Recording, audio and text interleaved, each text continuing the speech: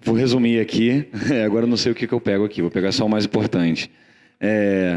Bom, basicamente ele fez o doutorado dele na UFRJ sobre a orientação da professora Inarias de Castro, realizou o pós-doutorado sanduíche na Universidade de Pau, sobre orientação do Vincent Berdulé. Atualmente ele é professor associado da Universidade Federal de Pernambuco, integrando o programa de pós-graduação em Geografia.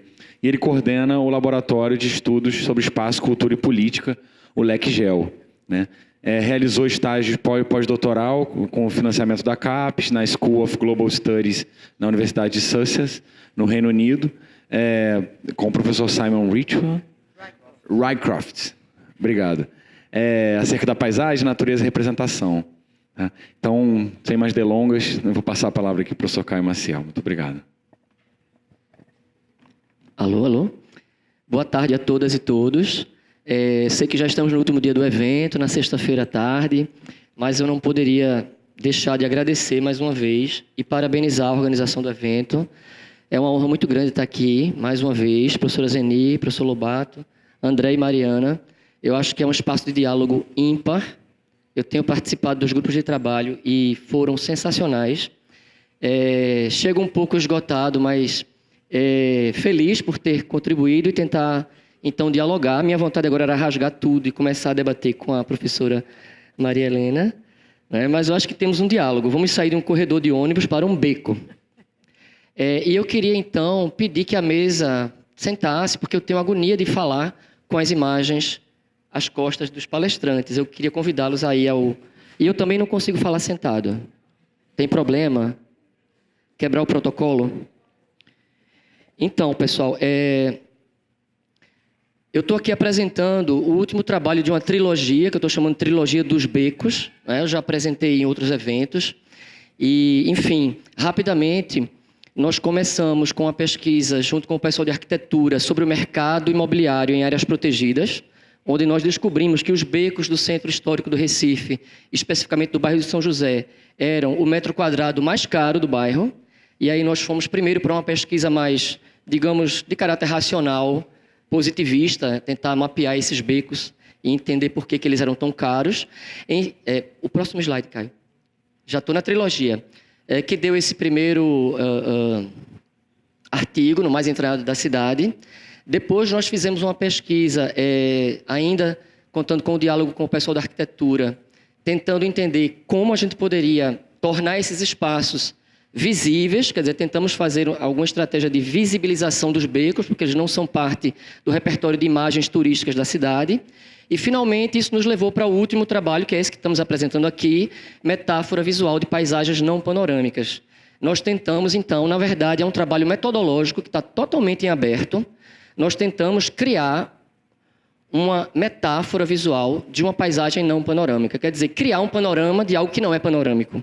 Por isso que vocês viram lá fora uma tira de 8 metros de comprimento por 45 centímetros de largura, que é a fachada prancha do beco, né? A tentativa de criar um panorama de um espaço recôndito e fissural, como o Beco do Marroquim. Escolhemos esse beco por ser um dos mais visitados do ponto de vista de comércio popular, tá certo? Então, vamos adiante. A estrutura da apresentação, não sei se eu vou falar tudo, mas são quatro pontos e as questões finais. Primeiro, a gente está muito inspirado aqui no professor Paulo César da Costa Gomes e também na Letícia Parente Ribeiro, que está aqui presente. Essa história de a gente procurar trabalhar com imagem e trabalhar com fotografia na geografia. E nós ainda não encontramos as respostas. Nos sentimos incomodados e achamos que a fotografia ainda não achou o seu devido lugar na geografia. E aí nós passamos para uma estratégia... Não, só para... O segundo ponto é a gente está tentando, então, artealizar, né, esse espaço, criar artisticamente, porque a professora Priscila, que é coautora, ela é fotógrafa também, é geógrafa e fotógrafa. Então, nós estamos, a partir de uma estratégia de artealização, tentando criar esse panorama para ver o que vem, o que brota desse panorama. E aí é um desafio enorme, nós estamos chamando isso de contemplação produzida de uma paisagem que, na verdade, é dificilmente acessível. E, por último, algumas revelações que nos chegaram e que são totalmente em processo aberto ainda, tá certo? Vamos lá. Vocês estão vendo algumas imagens aqui e acolá do próprio Beco do Marroquim. Então, primeiro, a busca de um lugar, né? Então, eu acho que a gente tem falado muito aqui de mapas metafóricos. Enfim, eu acho que o mais interessante é trabalhar com a ideia de quadro geográfico. Eu estou sendo o maior agente de vendas do livrinho do professor Paulo César. Eu acho que quem está nessa palestra tem que comprar o livro. Não estou ganhando 10%, mas essa ideia de quadros geográficos é revolucionária. Foi para nós um achado e uma segurança. Quer dizer, qualquer tipo de dispositivo visual, como um filme, a professora Maria Helena acabou de mostrar, né, é um quadro geográfico, desde que a gente se refira à localização e à situação. E que não seja simplesmente algo para provar o que eu já sei, mas algo para abrir um debate. Né? A gente não está aqui para declarar que o beco é isso ou aquilo, mas a gente está aqui querendo, então, refletir com vocês sobre o que seria uma possível imagem do beco que pudesse nos levar a novas descobertas sobre esse espaço tão específico. Então, vamos lá. Acho que é um caminho para achar o lugar da fotografia. Caio. Gente, Caio não sou eu, não. Caio tem 2 Caios aqui, a invasão dos Caios. E aí eu trago um exemplo, a Lara trabalhou isso no GT, né? Lara está aí? Sair, né? Ah, mas ela disse que ia sair. Então, tem uma coisa muito interessante, que é o seguinte, a gente já está... Essa coisa da fotografia como documento, como arquivo, já está super consagrado, né? E aí tem essa publicação do IBGE desse ano, as expedições geográficas do IBGE, que é um trabalho maravilhoso, né? A Vera Brantes, inclusive, que é uma das coautoras, ela fez uma tese antes, entrevistando os fotógrafos, é um trabalho muito interessante, mas nós achamos que é pouco. Não é? É um registro histórico, é um banco de imagens, é necessário, atenção, olha o que eu estou falando, super necessário, mas não preenche todo o potencial que o uso de imagens poderia nos dar na geografia e, sobretudo, o uso de fotografias. Adiante, Caio. Para a gente não ficar crucificando o IBGE, o ano passado, no Censo Agropecuário, eles fizeram um concurso fotográfico, não é? Chama Prêmio Fotográfico Censo Agro 2017, onde os agentes recenseadores, com os seus aparelhos fotográficos ou aparelhos celulares, fizeram fotos, né? E em 3 categorias: cenários rurais, cenários urbanos e atividades agrícolas. E essa foi a fotografia vencedora da categoria cenários rurais. Então veja que é um sopro de novidade, né? Além das imagens de expedições históricas, tudo mais, eles estão dando voz e, na verdade, dando a possibilidade de criar imagens aos próprios recenseadores, que, na verdade, eles são contratados, né? Não são nem geógrafos, são estudantes, de modo geral. E aí eles produziram imagens que nós achamos muito parecidas com imagens do Instagram. Uma certa instagramização da visão desses jovens que trabalham com o censo. Isso é muito interessante, mas também nós achamos pouco. E pelas limitações do próprio concurso. Não pode ter gente, não pode ter isso, não pode ter aquilo. Tem que ser espaços naturais. Eu não sei se isso é natural, né? Mas, enfim, foi uma das fotografias vencedoras, né? Então, mesmo nas tentativas de abrir novos caminhos, nós temos dificuldades ainda. É isso que eu quero dizer aqui. Mas eu achei maravilhoso também esse concurso. Vamos lá. Vamos tentar agora partir para o potencial do uso de fotografias para artializar o espaço, né? E, em diálogo com a paisagem, tentar analisar esse espaço e trazer novas descobertas sobre esse espaço. E aí, qual é o nosso esforço? Cacau, eu não sei pronunciar. É tour de force? Está suficientemente francês? Então, pronto. O nosso desafio: pensar os becos por imagens e com imagens, produzir, né, fotografias autorais e criar, então, uma fotocolagem. Vocês viram um pedacinho disso lá fora, né? E essa fotocolagem, tentando dar uma visão de conjunto, reapresentando aquilo que não é visível para uma visão de conjunto e ver o que é que daí sai. E, finalmente, testar se a fachada imaginária revelaria algo sobre os becos e sobre as paisagens não panorâmicas em geral. Bora-se embora que o tempo corre.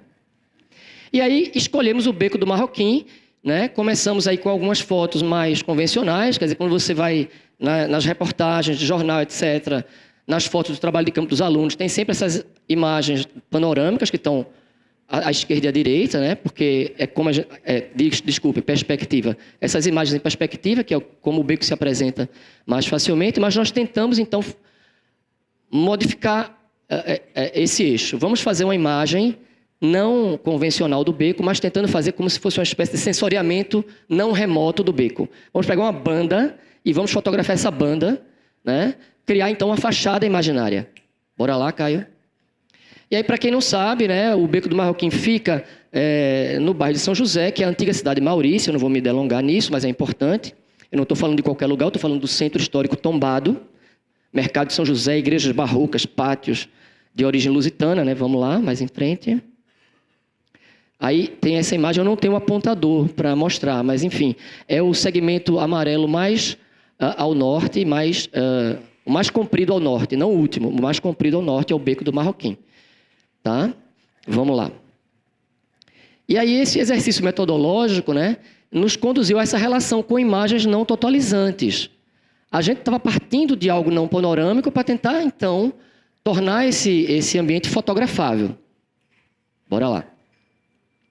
E aí eu vou mostrar para vocês alguns desafios e algumas estratégias para essa contemplação produzida. Me pareceu muito semelhante a um filme, Maria Helena, você falando e eu querendo me coçar. Então, vocês têm aí alguns segmentos da fachada prancha, da fachada imaginária, né, que está lá fora. Quem teve curiosidade de olhar para o chão lá fora viu essa fachada prancha. O segmento que nós fotografamos foi o trecho final do beco, lá na Rua da Penha, vocês conseguem ver lá em cima. Ah, tem um apontador se eu soubesse usar. Aqui, mas ele não... Aqui, ó. Então, fotografamos o último segmento entre a Rua do Rangel e a Rua da Penha. São 50 metros. Então, aquela imagem lá fora tem aproximadamente a escala de 1 para 6,5. Não é? Então, de 50 metros, nós transformamos em 8 metros. E o que é que nós fizemos? Fotografamos a partir de 1 metro do chão. Foram 450 fotos. 3 horas e meia para fazer essa foto, né, com a ajuda da Cacau de Paula, que está aqui com a gente. E nós depois fizemos uma colagem manual. Existem lentes super especiais, existem programas para você trabalhar isso depois no computador, ou mesmo no próprio celular, mas nós optamos por fazer uma coisa artesanal, porque o processo de reflexão é que era mais interessante. Ao colar e descolar e tentar novamente, isso nos fazia refletir. Então, nós optamos por fazer uma coisa mais lenta, que nos possibilitasse, então, trazer algumas revelações. Então, resultou, então, nesse panorama fantasmático. Eu inventei um monte de nomes, eu não escolhi ainda qual é o melhor, né? Mas que, pela primeira vez, a gente viu o beco de cabo a rabo. É como se eu tivesse pego um lado do beco, tivesse demolido e pudesse me afastar, né? A nossa pretensão original era fazer toda a fachada, mas existem obstáculos, telhas, grades, então nós não conseguimos fazer. Então optamos por essa banda espectral de 1 metro. Né? Vamos lá em frente, Caio. E foi utilizado não é propaganda também não, apaga isso aqui. Um celular aí, né?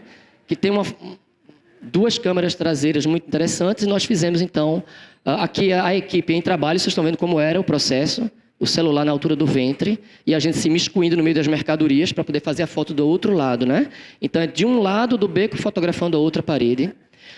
Depois eu vou falar um pouco mais sobre essa pequena praça que nós descobrimos no interior do beco, em homenagem à Mendiga Maria. Foi uma descoberta interessante que nós fizemos.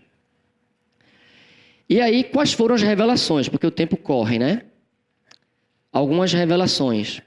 Vocês vão me ajudar nisso. Será que eu estou indo no caminho certo? Mas nós pensamos primeiro o seguinte: as imagens panorâmicas são metáforas visuais de paisagens, né? A gente não pode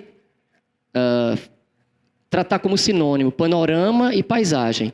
Mas imagens panorâmicas são metáforas visuais de paisagens. A gente consegue transformar o que não é paisagem em paisagem através dessas estratégias que nós utilizamos aqui, como a fotocolagem. Vamos lá. E aí teve um trabalho dos antropólogos. Os antropólogos sempre nos trazem coisas interessantes, né? Teve um trabalho dos antropólogos Rafael Devos, Vedana e Barbosa, lá de Santa Catarina, sobre pescadores que tocaiam tainhas. Caio enlouqueceu. Ele sai do beco para Santa Catarina para pescador que tocaia a tainha. Mas esses antropólogos, ao trabalharem com os pontos de vigia dos pescadores, eles nos fizeram abrir os olhos para uma coisa. O panorama fantasmático do beco é tão panorama quanto essa paisagem. Por quê? Porque eles fizeram isso daqui mediante N fotografias. Isso daqui não é uma tomada com uma lente especial. Eles passaram dias e dias e eles montaram, isso aqui é montado também. Por que é que eles queriam mostrar? O tipo de onda que dá tainha, o tipo de céu, que é o céu bom de tainha. Eles quiseram mostrar com essa foto, resumiram nesse panorama, que é um panorama que não existe, na verdade, as condições ideais para o aparecimento das tainhas. E ao mostrarem para os pescadores, disseram, não, a gente não vê isso, vocês estão doidos. Os pescadores não reconheceram o panorama, porque eles olham diferentemente.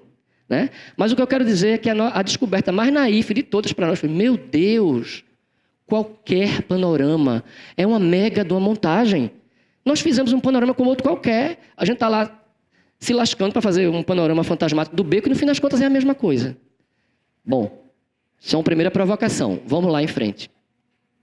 E aí eu trouxe o trabalho de um artista chamado Mark Guglielmo, que é um discípulo do tal do David Hockney, né? David Hockney, que até essa semana vendeu um quadro mais caro de toda... Enfim, que também nos fez pensar nisso. Quer dizer, aqui está bem evidenciada a colagem, né? A gente poderia fazer um tratamento estético, um aplicativo e apagar essas marcas, mas nós trouxemos essas marcas para mostrar para vocês como também esses panoramas são fabricados. Vamos lá em frente. E outra descoberta, panoramas são ferramentas para criar quadros geográficos. Quando eu uso o croquis do beco, quando eu coloco o mapa ou o Google Earth com o bairro de São José, e quando eu relaciono isso com o panorama que nós produzimos, nós estamos criando um quadro geográfico, né? Que nos faz, então, descobrir coisas inusitadas. Falta 5 minutos, estou acabando. Vamos lá. E aí esse é um exemplo do que eu falei, do David Hockney, muito conhecido, Spur Blossom Highway. Isso aqui foram 700 fotografias que ele colou de uma autoestrada lá na Califórnia, né? Então, não com a pretensão da gente se comparar, mas assim, ao a gente encontrar esse tipo de coisa, a gente diz, bingo, é isso que a gente está fazendo, não é? Isso é um discurso bastante elaborado sobre essa highway, sobre a Califórnia, enfim, a gente não vai se delongar aqui agora. Mais adiante, Caio, por favor. E temos artistas brasileiros também, não vou ficar falando aqui só de gente estrangeira, né? A mais conhecida de todas, a Cláudia Jaguaribe. Então, o que é que esse tipo de panorama permite? Ela tirou dezenas de fotos e fez em ângulos diferentes. Mas aqui a gente consegue, por diferentes profundidades, ter uma visão inusitada do rio a partir dos morros, né? Esse trabalho chama-se Entre Morros. E esse aqui de baixo, Entrevistas, onde ela colou também essas paisagens panorâmicas de dentro das casas das pessoas em São Paulo, né? Então, se a gente consegue fazer isso através da arte, a arte nos ajuda, nos informa, e a gente consegue usar isso para a geografia também. Eu acho que está quase acabando. Por fim, nós panoramizamos espaços não aptos a grandes vistas, de modo a torná-los admiráveis e adivinhar o seu porvir. Que é isso que é a paisagem. O Paulo César diz isso. O que é a paisagem? É tornar admirável algo banal, que ninguém ia olhar direito. Então, nós fazemos isso. Nós tornamos o beco paisagem para poder admirá-lo. Acho que acabou, será? Não, e aí vem vários pedacinhos da colagem, que vocês podem ver lá fora, mas aqui você percebe de maneira mais ampla, né? Eu não consegui colar aqui, enfim, a imagem fica muito pequena. Vamos em frente. Só para a gente também não ficar delirando, que é uma coisa que não tem nada a ver. Bom, outras pessoas pensaram nisso também. Tem uma publicação chamada Guia Comum do Recife, Guia Comum do Centro do Recife, que depois virou um aplicativo chamado Guia Comum do Recife, onde as pessoas fotografam os lugares não turísticos e mandam para um blog ou, enfim, uma página na internet. E tem fotos, muitas fotos de becos aqui, né? Então, achei interessante como isso também já se colocou como um aplicativo. Vamos adiante. E as questões finais. Eu acho que é tudo óbvio, mas é porque eu não sou fotógrafo, entendam isso, né? O pessoal da antropologia me perdoe aqui, mas as coisas que eu descobri, meu Deus, é o ovo de Colombo. Não, todo mundo já sabia disso. Mas para mim é muito importante, enquanto geógrafo, né? A imagem revela mais que o fotografado. Depois que a gente fotografou o beco, que foi olhar para aquilo, então todo o nosso esforço, todas as nossas estratégias, né, voltaram. Então, por que a gente fez isso? Era o melhor caminho? Não era? O que é que a gente aprendeu com isso? Por que a gente descobriu uma praça em homenagem a uma mendiga dentro de um beco que eu não entrava por medo, porque eu tinha medo, era um espaço de topofobia, né? Porque é um espaço realmente desconfortável, enfim. E aí eu trago essa citação de Monbeg, que eu achei maravilhosa. Já se disse que o geógrafo é um olho e a geografia é uma maneira de ver. Jamais se pretendeu fazer do geógrafo uma Kodak insensível. né? Então, eu acho isso maravilhoso e tem que ser repetido. Já tem citado em vários trabalhos, mas tem que ser citado de novo, porque é uma grande epifania. Deve ter acabado, não é possível. Sim, e aí tem o geógrafo em trabalho aqui, né? Eu tive que borrar minha cara, porque, enfim, para as pessoas não saberem que sou eu. Todas as partes do desenho de pesquisa continuam a depender, sobretudo, dessa sensibilidade por trás das Kodaks, né? Em que pese a multiplicação exponencial dos aparatos técnicos, persistem dilemas atinentes ao debate sobre paisagem geral e sobre a maneira como devemos ou podemos lançar mão de panoramas construídos para refletir sobre elas. Então, não sei se meu tempo acabou. Acabou, né? Falta um minuto, então, a próxima. E aí tem a entrada do beco. Olha que interessante, né? Como é difícil. Eu não entrava aqui por puro medo. Não entrava aqui por puro medo. As mulheres entram muito para fazer compras de renda, de paninho para mesa. Eita, olha machismo, né? Mas, enfim, é um espaço frequentado, sobretudo, por mulheres em compras. Né? Então, não é que os becos não possuem paisagem, por serem estreitos e obstruídos. A nossa noção de paisagem é que precisa ser reconsiderada, para que esses becos, né, possam integrar de maneira mais proativa a paisagem cultural do centro histórico. E voltando para o primeiro artigo, a gente está estudando um centro histórico tombado. Isso aqui faz parte do centro histórico tombado, como uma prática. Né? As pessoas estrangeiras vão aí muito mais do que nós. Vão comprar renda, vão comprar bandeira de Pernambuco, vão comprar rede de Itacaratu, né? Então, assim, voltando para o começo, é como a gente vai tratar esse tipo de espaço no meio de igrejas barrocas, né? Casarões lusitanos, e, enfim. Vamos para o debate. Obrigado.